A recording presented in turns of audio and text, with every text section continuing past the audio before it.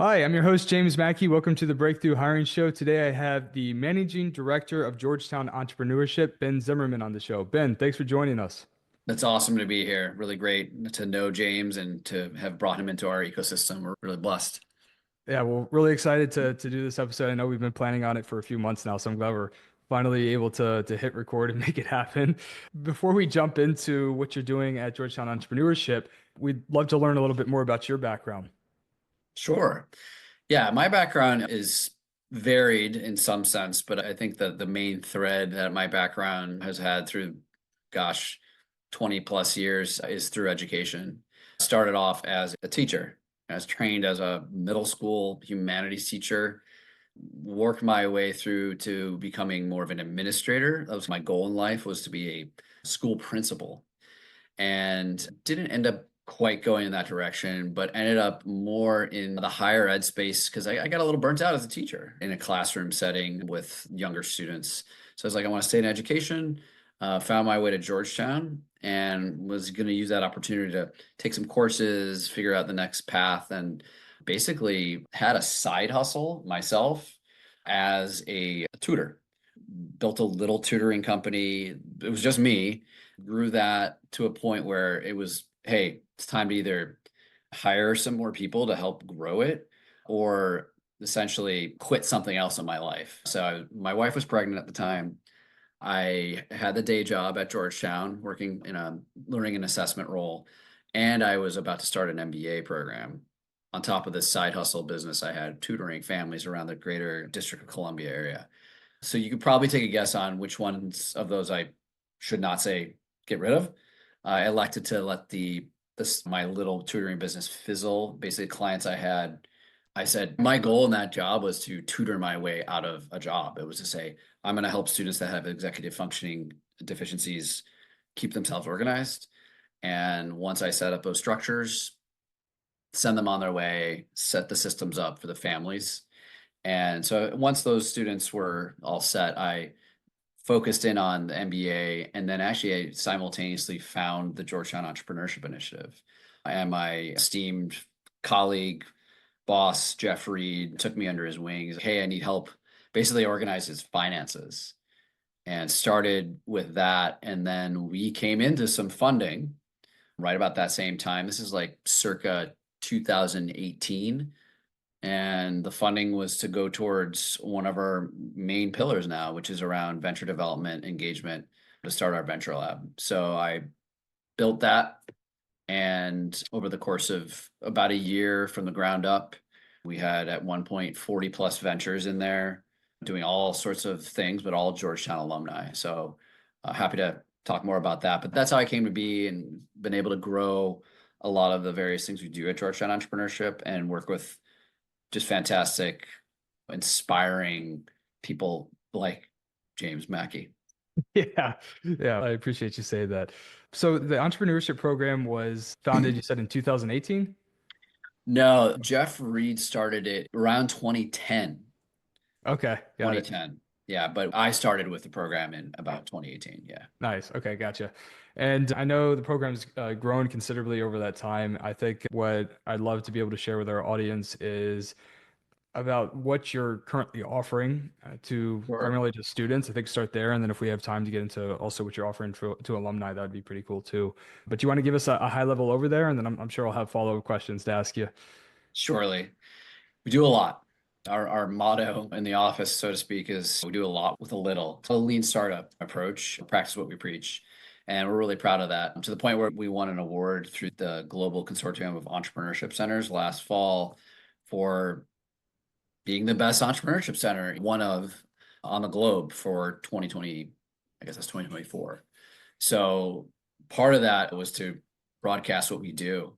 We have three pillars: student formation, venture development and engagement, and thought leadership. That's how we bucket all the stuff we do.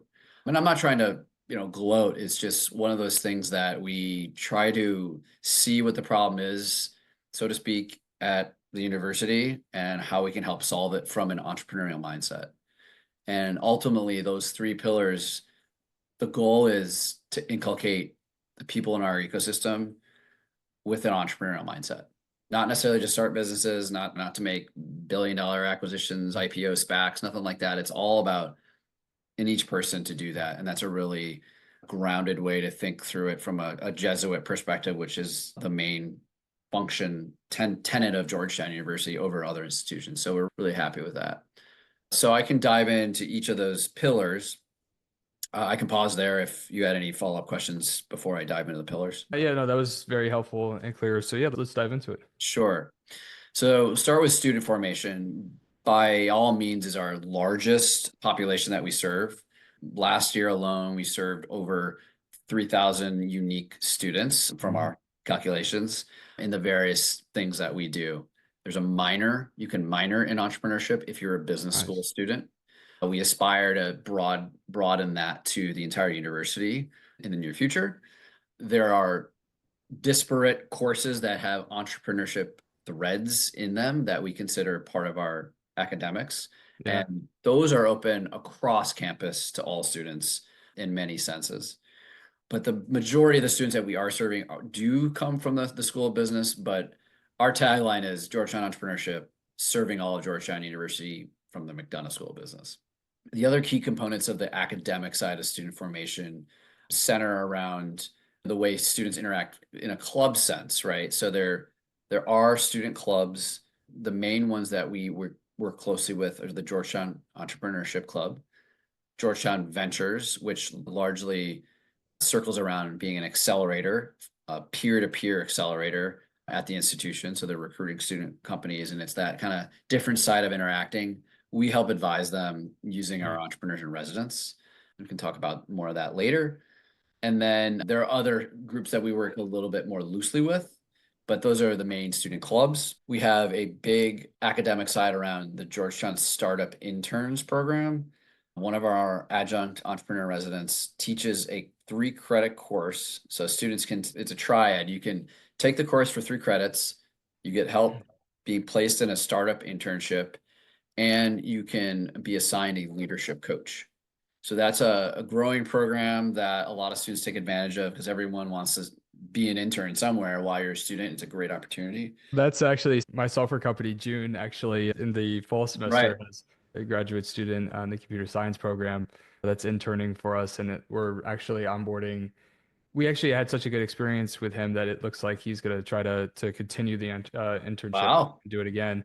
So he might be Fantastic. continuing, and then we are onboarding. Hopefully, actually, we're going to be making an offer later today for another intern to start on for the spring semester. I got Amazing. to get back to Mike later, but yeah, it's a great program, and we've it just the students that are part of the program, they're just so incredibly bright, right? Absolutely. It's been great. Yeah, there's something special about Georgetown students that I just can't, it's infectious. And I say that as having been one myself, but by no means the ones I work with are just like so impressive all the time, and they get stuff done and they Mhm. do it well and they do it with pride. And I think above all, Georgetown entrepreneurship are really about entrepreneurship for the common good.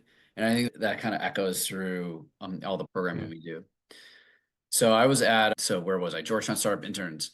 We do have a global component of that too, which in essence, it's that triad I spoke of, Mhm. trying to help firms abroad attract Georgetown students, usually during the summer months. We're focused on the summer months.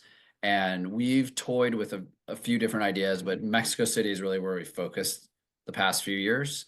Next year, we aim to focus a little bit broader. And the goal there is really just we help create a marketplace. You have a startup, you're in Tel Aviv, great. We'll market that to our students and we help that partnership happen, just like James had mentioned, Secure Vision was utilizing it. Another big program that's been around for 10 plus years is the Summer Launch Incubator. That is what you think of in the startup world, like Y Combinator, but a very junior version of that. But the Summer Launch Incubator, we have a thought leader. We have an entrepreneur in residence. Amy Millman currently runs that. She's been running that for the past 2 years. Mhm. Previous to that, she ran a incubator called Springboard Enterprises, I think they called it, but Springboard, it was women only healthcare focused tech incubator. So she is just an unbelievable resource to be running this. And essentially what we do, and we're spice it up a little bit this summer, make things a little more exclusive. Goal is to pick 5 ventures, current students or recent grads come May, Hmm. and surround them with mentors, surround them with resources, and really curate a process for those 5 ventures to help them launch to the marketplace or grow if they're already in there. We've traditionally done more companies, but the goal is to kind of zero in on just a few companies. So So are you investing in these companies as well, or is it primarily advisement we are not resources? investing in them Okay. any more than obviously time, intellect, Sure. Yeah. insights, but they do earn, traditionally they've earned $2,000 stipend.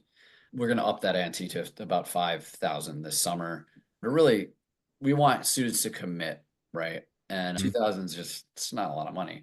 Yeah. But no, we do not invest.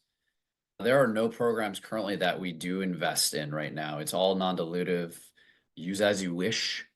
The only exception would be we do have in our, I can talk more about this later on the venture development side of things, is the Georgetown Entrepreneurship Alliance, which we work close partnership with our advancement office. That alliance has the Georgetown Angel Investment Network, which, as it sounds, is a network of Georgetown brethren that are investing as angels in Georgetown companies. So Oh, that's nice. right now the main place that, and the only place where we are investing in companies. Is that a program that like any angel investor can join, or what? It's What are? not. Okay. You do have to be an accredited investor, but you have Okay. to be an alum of Georgetown. Hmm. So, it's that loyalty component of investing that sometimes can be elusive in other venture instruments. So that's the deal there. We don't benefit monetarily. Georgetown Entrepreneurship does not. That's strictly on the angels, but it is a Hmm. construct that has grown under our kind of umbrella. Gotcha. Uh, And is so that like so you have this incubator, good. right? But then you also have the venture lab, which is you said this was like the program you just mentioned. It's over the summer That's right. time, right? But then you also have just an ongoing venture lab for entrepreneurs too, right? Yeah, so the Venture Lab was designed back in 2018. And the point of that was, hey, we do a lot of great stuff, as I outlined, majority of what we do. There are a few other student formation things I can talk about later, but Hmm. the alumni side was like, we do a few things for alumni, and majority of Georgetown brethren are alumni, right? And it was like, what can we do for them? We said, let's start by creating a space. One of our advisory group members had mentioned that another one of his alma maters had a lab type structure where alumni of the institution could say, hey, this is lonely. Hey, I need more resources, all the things that entrepreneurs go through. And they created a co-working space, essentially. This is in New York City, which brought together X amount of ventures a year. They all sat together on a regular cadence and worked together. Water cooler stuff. Think water cooler interactions. They would have lunch and learns. They would have talent brought in to them. And it was to create an ecosystem in a very small sense in one city. And ours is in Washington, D.C. We've had that since 2018. It's in a WeWork. So we do have the turnkey readiness of a WeWork versus doing it on campus, which is always fun, but you're beholden to, hey, we need to use your space type stuff where this is our own thing. It does mean we do have to fund it. And that is funded in combination with another program we have, which James is involved in, called Bark Tank. The Leonsis family funds the Venture Lab. And we've had that blessing. And I was just running some statistics there. Hundreds of millions of dollars have been raised by these companies, right? There's some big hitters in there, but it's been a big success. And I think the reality is that the attrition and failure rate of startups writ large is 90% or so, right? We've seen a far better outcome. There are companies that don't make it for sure from the venture lab, but that community has helped considerably bring those numbers closer to like 30, 40%. So Anyhow, still room for improvement, but a really great resource for any Georgetown alumni of any program at any point in time that is in the District of Columbia, looking for low cost office space, but more importantly, a community to help them grow. Definitely. So yeah, I'll talk a little bit more about venture development now that we talked about the venture lab, the summer launch incubator. Those are the summer launch incubator in particular is a bridge between student formation and venture development because we're focusing on students for summer launch incubator, but it's strictly, hey, we're helping you build a business, build a venture, just like the venture lab is. And the venture lab, again, is only for alumni. And there are times where we bring the summer launch incubator, for example, to the venture lab, the physical space in the summer to have those collisions between current entrepreneurs and aspiring entrepreneurs. So that's one kind of beautiful way to see those two things match each other. Other venture development things that we've recently experimented with, we have received another very generous gift from the Leonsis family for $5 million last year that basically will fund that lab for the next few years, as well as the Bark Tank pitch competition. And one way to keep all this together and basically prophesize all the things we do, we've created something called the Startup Ambassadors. And a major component that bridges student formation and venture development is mentorship at Georgetown. So the Startup Ambassadors are very new. They're right now, we've hired part-time a few MBA students. So they're students they're currently studying. They've worked somewhere in their life before getting their master's degree. And that's not always common, right? There are a lot of master's programs that will accept students right out of college. So these are students that have either been in a startup setup, created a company of their own, or very interested in it, but they've also worked. So they have that street credibility, so to speak, to help mentor to a certain extent other students and alumni. The main function of the Startup Ambassador is to really know all of what we do and help guide students to the next thing, not say, hey, this is what you got to do with your P&L. Here's how you attract customers. Some of that happens, but it's really, guess what? I know the perfect person for you, Jimbo, that I'm talking to. You should go talk to entrepreneur in residence X. And that's a good segue to talk about, again, this bridge between student formation and venture development is we have an entrepreneur in residence program and we have an experts on call program. The entrepreneurs in residence, right now, we're, I think, at 35. They're from various walks of life. We try to keep a very diverse core of these mentors. You can find them all on our website. And any Georgetown student or alum can reach out to one of these EIRs at any time and say, hey, I'd like to have a coffee, or I'd like to chat on the computer or chat on the phone, so on and so forth. The entrepreneurs in residence, for the most part, are close to campus in DC. That's the residence part. Things have changed a little bit with respect to being close because of the pandemic, right? We've all gotten more virtual. So there's something a little bit similar to that, because the experts on call program by nature they're not close to campus. They're global, but they have an expertise that we haven't been able to match elsewhere.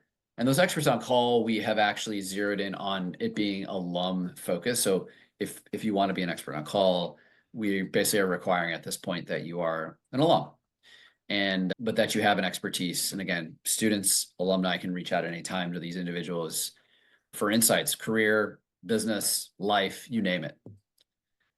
I'll pause there, James. Maybe. Yeah, the entrepreneurship and entrepreneurs in residence and experts on call, the main difference is location, essentially. Just experts on call, just like national or international versus folks that are in DC. Yeah, there's a formality to this. Again, we're all about building community in all the things we do. It's not just like one-off program there, one-off. It's all about, we have a core group. How can we keep them cogent and know all the things we do, get them to events? The entrepreneurs and residents have a larger commitment. They're on paper committing to 5 to 8 hours of their month. Experts on call, it's less of a commitment. It's more, I think it's about 4 hours or four interactions, we say. Some get way more business than others, depends on the trends in the business world, but it's just a far less commitment is the reality. Gotcha. Yeah, and I wanted to also make sure we have time to talk about Bark Tank. This is a program, that the goal is to bring some exclusivity to pitch competitions. We do several pitch competitions throughout a given academic year at various levels. And this one is designed to get the best and the brightest and aspiring student built companies in front of a highly trained set of judges. And moreover, the process for the Bark Tank starts months before the pitch competition, where there's a nomination process. You have to be nominated by someone that we will actually vet. You have to have references, and then you have the chance to apply. From those applications, you go in front of a panel of faculty, staff, and entrepreneurs and residents to determine who the top 8 teams are. And from that point forward, the top 8 teams are paired with basically pitch coaches, because the time frame is not necessarily to accelerate or totally hone in on the business model. It's more about, let's put your best foot forward given where you're at right now. And that is typically a 4 to 6 week process of coaching. And James has Mhm. been doing that. And I don't know if you want to share it all about your experience Sure. there, but that might be fun. Yeah, no, it's been a lot of fun. So each of the 8 entrepreneurs or 8 startups, we could have more than one founder. They essentially have a couple of months to prepare their pitch, and they're both teamed with every group. Founder group is teamed with 2 coaches. And essentially, with my team, we've just essentially gone through optimizing the pitch, getting it down to a tight 3 minutes, Yep. dialing in on one clear value proposition, simplifying the pitch, making it impactful, trying to show a clear how the money's going to impact the business.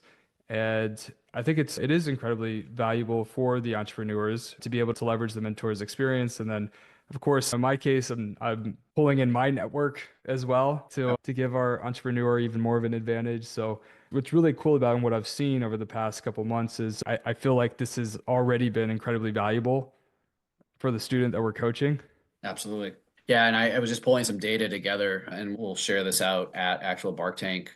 Not that these are the only, let me just pull this together here. Not that these are the only items for reporting. Just give me a second here. Sorry. Yeah, go for it. Yeah. The typical things, these vanity metrics out in the world, the startup world, of jobs created, funds raised, so on and so forth. So last I checked and did diligence on it, the funds that were distributed through the Bark Tank pitch competition, it's 100K or so a year. They've given away, not they being the Leonsis family, $975,000 in prizes over the course of 8 years. 66 ventures have received funding for that. And to date, we've calculated about 1,100 jobs created and $412,000, $1 million, sorry, $412 million raised. Pretty cool stats that we're really proud of. But again, I think it's more about the lives impacted, the entrepreneurs being impacted as students of the business world. And it's all about community. It's about building rapport with the mentors, with staff, with faculty, with students, and with the broader ecosystems. It's all the things we do are all about that. Definitely. I was a judge on a pitch competition a couple of years ago, I think for Mercor. Is that right? Yeah, And Mercor. so Mercor, and they recently raised, I think, like a 30 million Series B, right? They did. They're doing quite well. They're in a similar space as I think Secure Vision as far as using AI and helping people find jobs in the tech world. Yes, but they're Hmm. doing quite well. He actually dropped out. Brandon Foodie dropped out of Georgetown to fully pursue his business. And we would never say, hey, drop out, it's time. But that's one instance where things were moving so fast and he had figured out the formula, so to speak. And it would have been a hindrance to time wise to stay in school. And hopefully he comes back one day, finishes his degree and all that jazz. But yeah, he's been doing quite well. Yeah, so there's some really big success stories in there. Absolutely. Yeah, Yeah. absolutely. Very Yeah. cool. So you had mentioned there's several pitch competitions throughout the year. There's the Rocket Pitch one, and then you have Bark Yeah. Tank. Are there any others? Yeah, pitch competition. So we are in the venture development world. That's a very major component of that is venture development would be behind what we do with pitch competitions. And right now we are actually developing a new series called just a pitch series where we're actually going to go straight to the source. So we broadcast, hey, apply here to pitch on this date. We vet some applications in advance and so on and so forth. And then we find judges, and then Hmm. people come, there's a keynote, and that's a formula for a pitch competition. We are going to try something new, largely going from the ground up with the student clubs I had mentioned earlier. They are saying, hey, why don't we go to like Midnight Mug? Why don't we go to the maker space on campus? Why don't we go where there's a ton of energy of just students gathering, and we'll basically do like a pop-up pitch competition. There'll be a That's little cool. bit, yeah, there'll be more advertising than just that, but let's just bring our presence there. And the goal Hmm. is more than anything is marketing, right? It's Yeah, for sure. That makes a lot of getting sense. getting ourselves out there. So the goal is to do more of that. Like we initially called it micro pitch series, but it'll inevitably be titled something even fancier. But this semester we're going to do 3 to 4 of those, and it's lean. We'll probably have some food there. We'll probably market swag and stuff like that. But the goal is to bring that ground up energy to our ecosystem that I wouldn't say it's waning, but it's definitely something that it's always a struggle to get a message across campus because there's so much going on in every nook and cranny, and new Hmm. programs, new master's degrees, new institutes. The good old guerrilla marketing tends to work best, putting flyers out and actually physically being in a dorm, physically being in a coffee shop. That's really where the trend's going as far as pitch competitions. But as far as venture development scope, it's early stage is rocket pitch or these pitch Hmm. series that we speak of. You're then in our sphere. Summer Launch Incubator, a lot of those companies from those early stage, hey, you're really a masterful company, masterful pitching there. Let's hone that business idea even better, incubate that idea. Oftentimes, those companies out of the incubator are the Bark Tank finalists as well. So that's you can see that pattern. And I think the trend with the venture development side of Georgetown is to curate more of a process behind you enter our sphere here, Ben Zimmerman, the student pitching this idea, we're going to actually follow you and track you and help you not just do one-off programming, because that's really the way we are Yeah. now. We strive to bring more continuity to following a venture through a process. Not everyone will get to Bark Tank, but we want to make sure that everyone that wants to have the time of day of our mentors, of our ecosystem, that we're able to better track them. Yeah. Yeah. And that makes, I love it. I think it's really impactful. And just being part of Bark Tank, to me, this is the event I've had the most fun actually taking Right. part of here at Georgetown. Again, I actually, doing the mentoring with Kevin over at Serenity Lawn Care. He's really doing quite a good job making the adjustments week over week, but on the pitch. But what's interesting is as we're going through the pitch, it's there's also, hey, this isn't necessarily directly related to your pitch, but also really we should be dialing into here. You should consider this, Yeah, or hey, this is something that you need to think about for your business, or shifting the business model a little bit, or whatever it might be, or just so much comes up, right? While we're refining the absolutely. pitch, where it's like there's also all of these takeaways of what you can do to improve your business. Absolutely. So I think that's really been the interesting part is when I started working with Kevin a couple months back, it's okay, we're going to focus on refining a pitch. But in doing so, we've been doing a lot of work on the business. There's been a Right. lot of things that he's Literally, going to yeah. be able to implement, right, to help him accelerate growth and really make it a huge success, right? It's awesome. Yeah, and Yeah. I'm sure you've formed a partnership and not a formal partnership, but a friendship Right. and that you'll hopefully continue beyond Bark Tank too. That's great. Yeah, yeah, whatever he needs. It's always exciting to and fun to work with entrepreneurs, folks that are willing to put in the blood, sweat, and tears to make it happen, to make the commitment. And it's just there's an energy in those early days of starting a company. Oh yeah. It's contagious. It's a lot of fun to be around. I'm glad you're able to rekindle that in your nature, good naturedness. Yeah, it's Cool. always good to stay around it. But was there anything else? We got a few minutes here. Is there anything else that you wanted to share with the audience? Yeah, I've said a lot. I think again, it's we can water down what we do to those three, pillars of student formation, venture development, and Mhm. thought leadership. I didn't really chime in on the thought leadership side as much.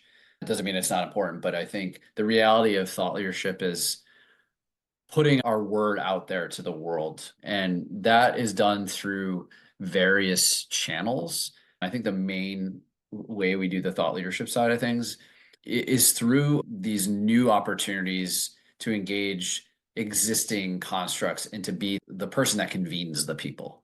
Some examples of that are largely this is done through Jeff Reed.